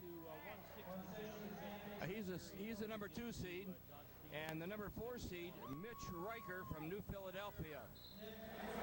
Okay, we're ready to go. Mitch Reicher in the red singlet, Nick Salzer from St. Ed's in the black. He's a much more aggressive wrestler than last year. He beat D-Moss in the Iron Man under questionable circumstances. Look at that, he's a power wrestler now. He's up against Mitch Reicher. Whoa! That was a brutal double takedown there. He almost took a leg off. Do not take a picture of that. Riker in the red singlet made it into the finals by beating the number 1 seed, Jake Elling from Liberty Center. Yeah, but see, he's vulnerable to a front headlock. Picky. I like Sulzer's coming on like gangbusters. Yeah. A lot more meaner than he was last year. Last year he went in a tripod stance all the way. Sulzer was a state runner-up last year Yeah. at 152 He pounds. must beat him. Yeah.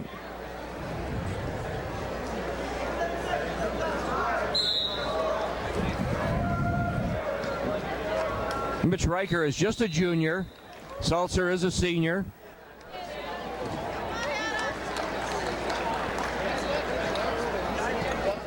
Sulzer is taking him to school here, don't you think? Oh, no, thanks.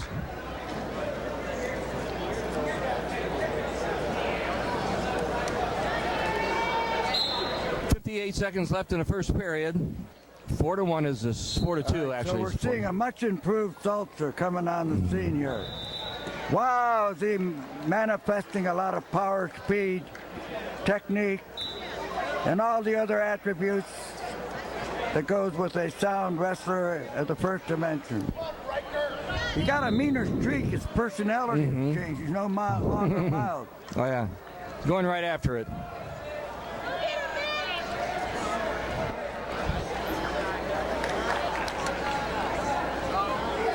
Last year he fought out of a tripod. This year he's aggressive. He's going after the man.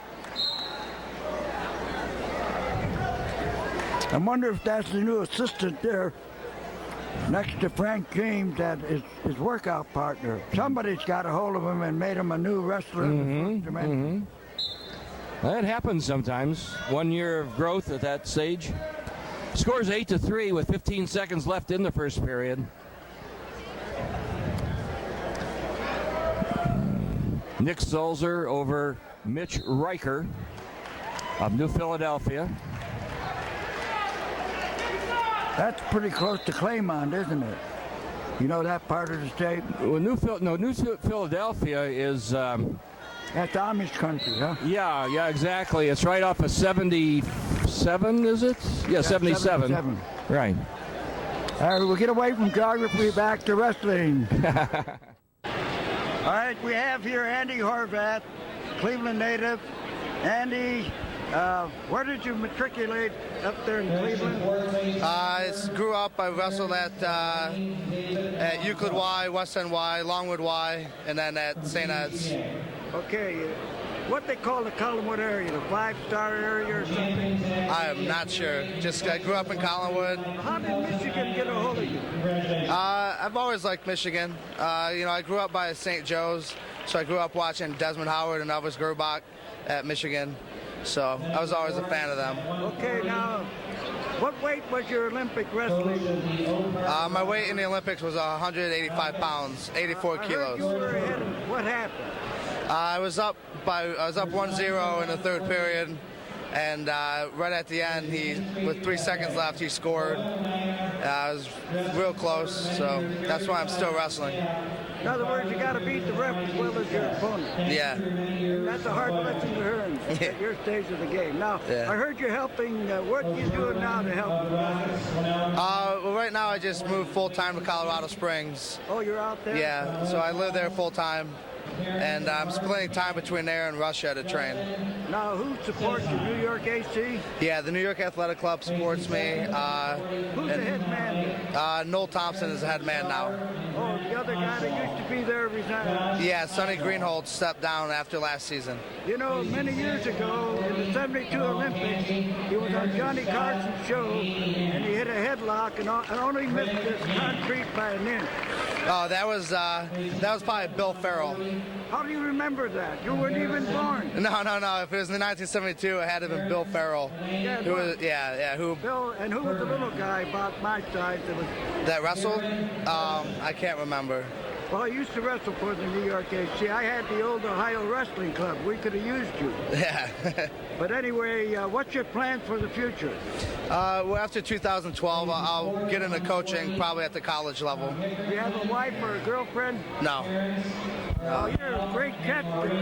Now, hopefully, what's being done to subsidize you better so you can live adequately? Well, right now, our national team coach, Zeke Jones, he got some big sponsors from New York City, and you know they're paying us extra, and they're paying us extra through our national team stipend. He's renting a house for me and 3 other guys, so they're starting to take care of us a little more. So hopefully, you know, you start with one, then you get a couple more, and next thing you know, you can make a living and train full time instead of have to have a job. Well, hopefully things work out for you. Ohio State has a camp for wrestlers of your caliber. We've had guys registered at heavyweight, Bulgarian. Yeah. And so we have the basis for a great setup here. Nate Carr has an outfit over there near Cincinnati. Yeah, the Ohio State's doing great. You know, getting sponsors to let wrestlers train full time. I mean, just for me, unfortunately, they have another wrestler at my weight class, so you know they don't really have room for me. So But, the Olympic camp is your present headquarters. yes, Olympic Training Center. In 1980, I was out there and I hit Gene Mills with a front headlock, real vicious. Yeah. You got a good front headlock? Yeah, I have a really good front headlock. All right, now tell us about Lee Kemp. How do you go with Lee wrestling? I wasn't able to wrestle Lee, you know, in his prime, but you know, just messing around. Holding his own with your youngsters. Nah, I mean, not so much. I mean, he's great shape. Lee Kemp was unbelievable to work with. He knows so much about the sport, and he helped me a lot the last 2 years when he was around. I just recently saw him. He's in Chicago now, helping out some kids, working with kids out there. Well, we wish you good luck and a fabulous career. Thank you very much.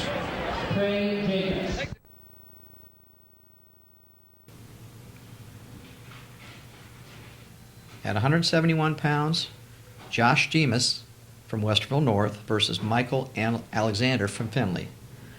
Josh, as many of our local viewers know, was a 2-time state champion. He wrestled at Ohio State University, receiving a bachelor's in economics. He is currently an assistant coach at Old Dominican University. Michael wrestled at Cornell University. He was an engineer. He majored in engineering, and he also was a 2-time state.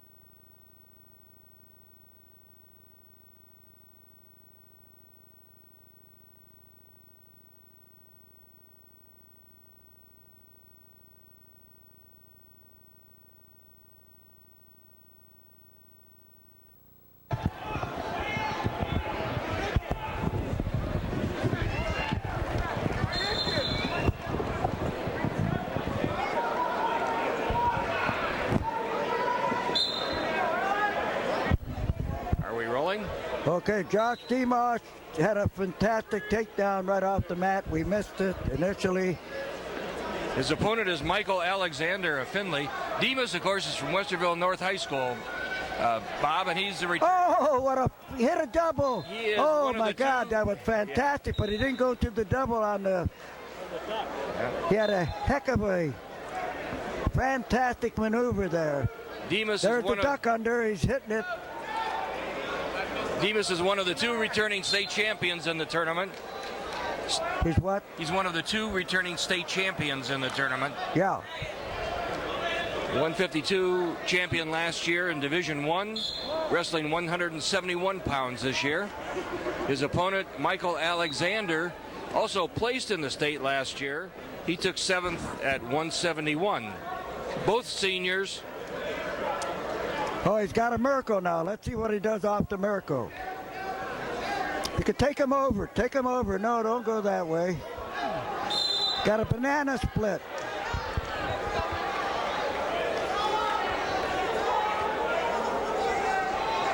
Okay, Josh Demos of Westerville North, defending state champion, putting on a fantastic 15 seconds left in the here. first period. It's 6-3, Bob. Demas in the lead. Got a pretty tough kid. The kid's making him work. Hit a high crotch. What was so fantastic was his torque. He had his back completely turned.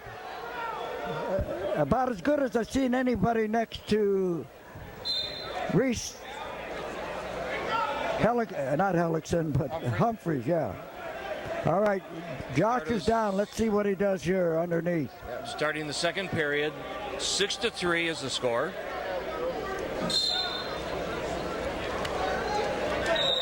Josh Demas of Westerville North High School in the lead, coached by David Grant. Now, the only factor I seen Josh where he made a mistake when he hit his fantastic duck under there, he didn't go from single to double immediately, but he had enough fluidity that he came out on top. But what an awesome.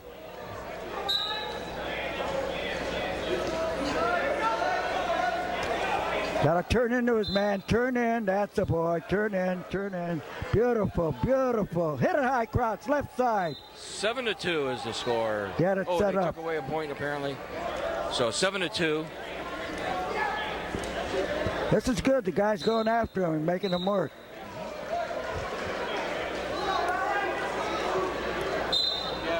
Actually, Alexander looks to be a little bit stronger of the. Whoa! There's Not as sheet of speed. That was awesome in all of its dimensions. That really was. The setup, the impact. Beautifully executed. Wow, there's a great duck under. Fantastic. He can go to either side. That's, in other words, he's increased his dimensional capacity by umpteen degrees. 8-point lead, 11-3. A minute left, a little over a minute left in the second period. All right, let's see another duck under it, Josh. 11-4. He controls that elbow real good. He's crossing legs. You can't do that. Here I'm telling about a wrestler.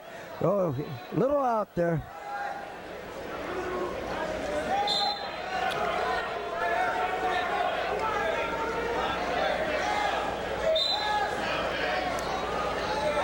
All right, right now the crowd's stunned. They haven't seen this combination of speed, power, and technique in one person. So this is revelation unfolding. And the kid's no slouch. The kid's a pretty good boy. We're talking about Michael Alexander of Findlay.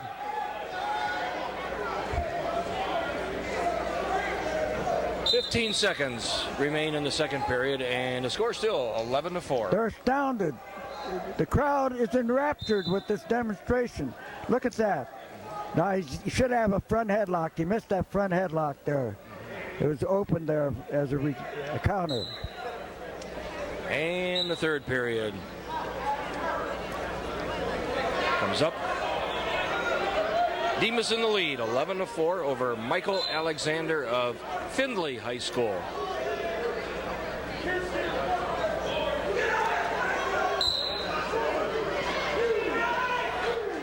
Wow! That's one of the great duck unders that we've seen in a long time. When was the last time you saw a 171-pounder wrestle like that? I'm wondering if that might not be a bad move. If he has that speed, he can execute it. Whereas down to 160, you might get a muscular guy to give him a little more trouble. Well, that St. Ed kid that beat him is fabulous, too. So you would have had the match of the high school century, something like. Look at that, look at that, look at that, look at that.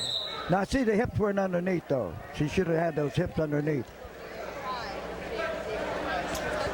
He's got nice composures. Composure's beautiful.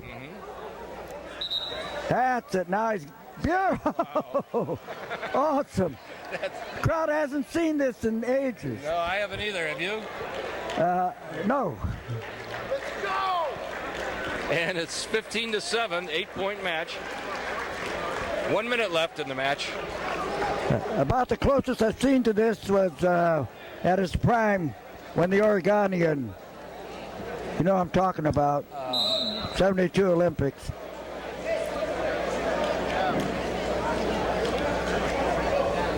Trying to think. And you know, the kid there from Findlay's a nice kid. He just doesn't have, Well, see, he doesn't make that transfer fast enough there. That's error number 2 he made.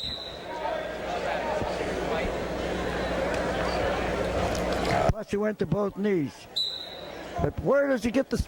Oh, he almost had an ankle pick there. Where does he get this phenomenal speed for a 170 it's hard to pounder? defend against that kind of speed, no matter how good you are. Seen Sulzer, the St. Ed guy, shut him down. But it was still, even though Sulzer won, it was a questionable victory based on a referee decision that was changed.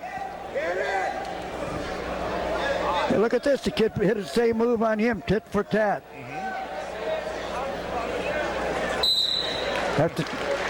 And time runs out with the score 15-7. Josh Demas of Westerville North High School is the champion. Josh Demas. Was a 2-time state place winner.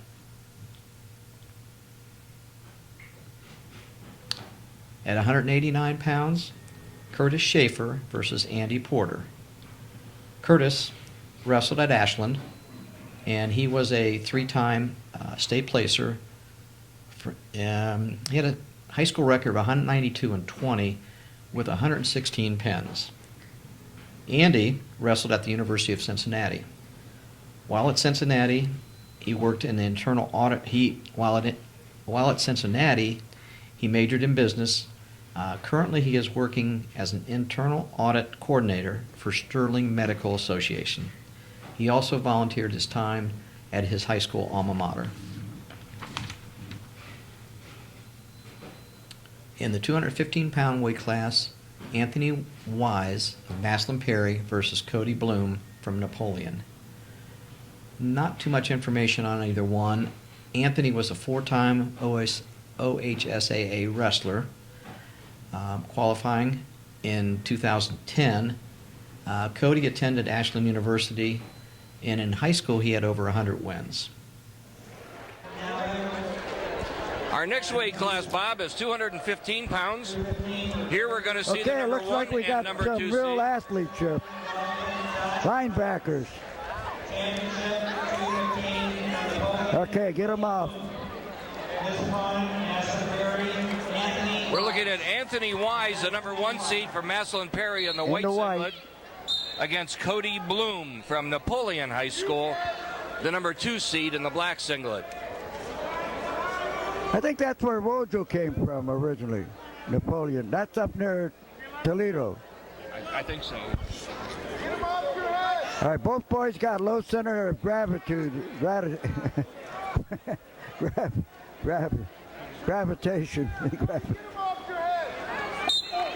Nice snap, spin off the mat.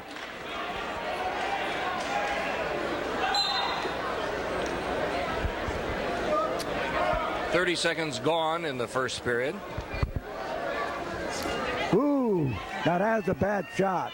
It was a vicious shot, but you don't shoot one knee. He put himself in a precarious position now. If Cody Bloom got away with it, very athletic.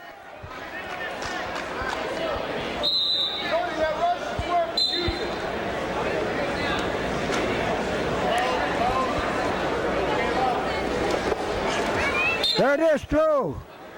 See, he had a leg trip and a throw simultaneously. Didn't finish. But to ask him to go to the 4th dimension is asking a little too much. 1 minute left in the first period. And He had a double underhook. There was a great Russian named, what the heck was his name?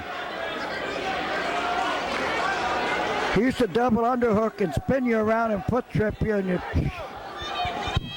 fly into outer space. Yuma was his name. He wrestled Humphreys in the final for the 1977 World Championship at Lausanne, Switzerland. So my faded memory is coming back from oblivion. The second childhood is returning. These kids ain't bad for 215-pounders. And no score with just 15 seconds left in the first period.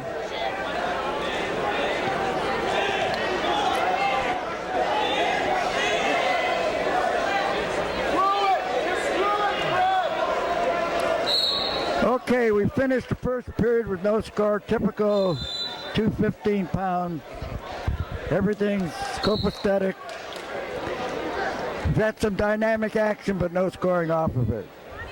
All right, he's going to come on up. Got instructions from Dave, assistant coach. Dave Riggs. All right, let's see if he comes up. He does. Now, see, that's great. Now, why did he go down again? He had perfect balance there. He's getting back pressure, and he goes down again. Could have turned into him. See, he's turning away from the guy. You turn into him. Yep.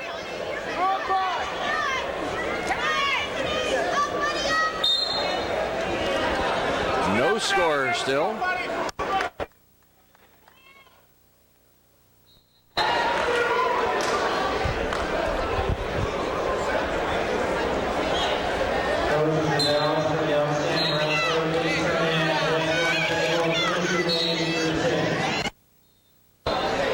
Pretty interesting sequence there. Burning a lot of energy.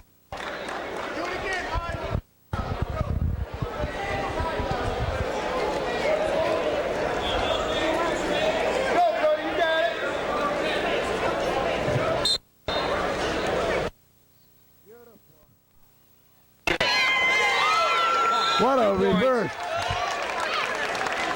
Now it's a 2-0 match. That's pretty good agility. That's pretty good agility at that. It is. Very good agility.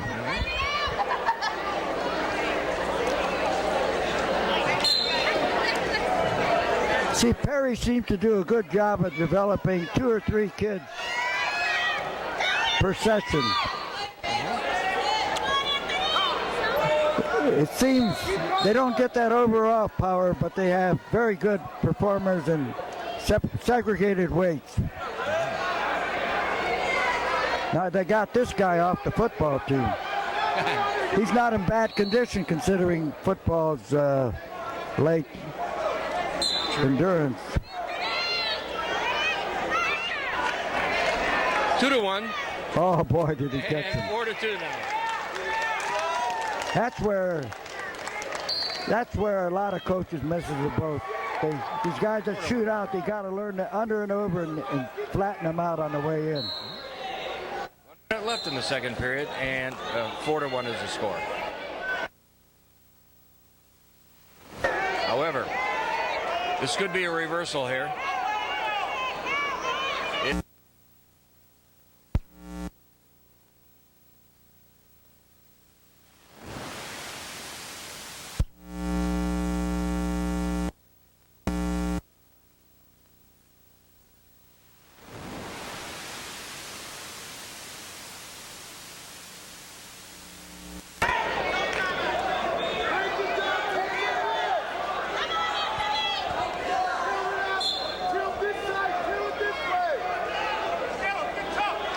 They didn't stop the clock. But 20 seconds left. 5-3. Massel and Perry in the white singlet in the lead.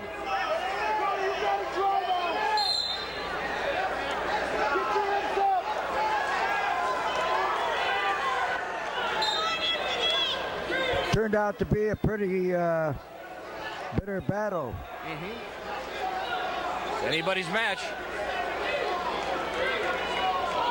Couple seconds left in the second period. It's a 2-point match, 5-3. kid from Maslin Perry's wrestling with a mouthpiece. You don't see that too often, do you? No, but I think every wrestler should. I'll never wrestle without a mouthpiece again. Oh, you didn't? I never will. Nice maneuver there. Had an underhook. Hey, we're getting into a hectic battle here. 5-4 now. 1 point match. Cody Bloom of Napoleon in the solid black and blue. 1 point behind. 1:39 left of the match.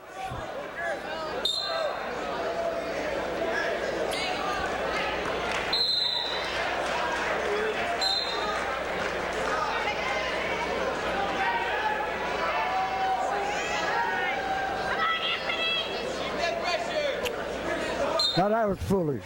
Yeah. Well, that's you. Maybe he thought he was on the other mat there. In one respect, you got to credit the kid at least making a shot, even if it was foolish. On the other hand, you got to know where you're at. Yeah, especially if they're coming this way. Yeah. Come on, everybody, let's go. If you notice, there's no circling. Everything's in a straight line. Everything. Typical of 215-pounders. 1 minute left. And the first stalling call. Warning, rather, against Napoleon. Cody Bloom of Napoleon High School.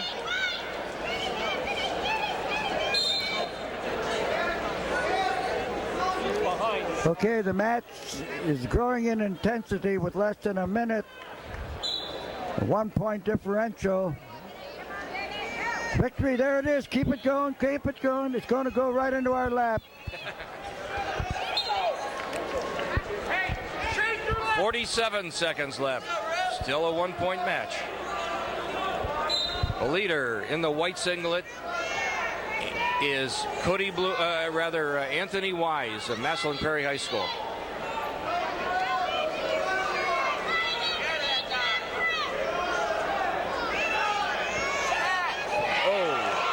Oh, baby. Well, that ends the dramatic facet. They gave him 2 back points as well. That kind of wraps it up. Got a 4 point move out of that, 2 and 2. Yeah. 21 seconds left, and now it's 9-4.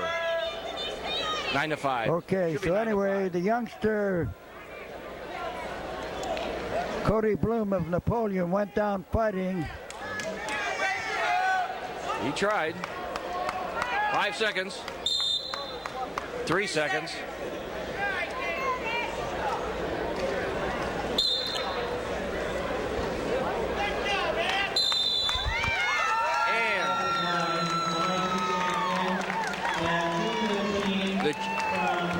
The champion at 215 pounds is Anthony Wise of Maslin Perry by a score of 9-5.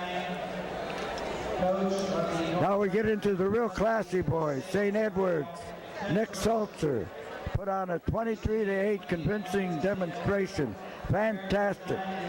Previously, a week or so ago, he beat Josh Demas in a very hot match, a very questionable call, but he prevailed and he showed why.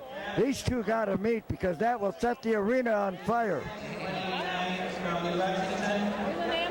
Then we had Josh Demas at 171, convincingly defeating a pretty tough guy, Michael Alexander Finley. He was no slouch, but Demas time after time hit duck unders with terrific torque power to demonstrate. He had the crowd in awe. That's a rare phenomena when a wrestler at the high school level can show by talent and execution holds that they haven't seen since the dawn of time. So all in all, this was a nice tournament at the finals, and I'm sure the crowd got more than their money's worth with. What surprised me, Bob, is the number of underclassmen who were in the finals. Not too many well, you seniors take over from there. And that wraps up the Medina Invitational Tournament for 2009. I'm sure we'll be back next year. Very good. And with that, we've concluded events unless our esteemed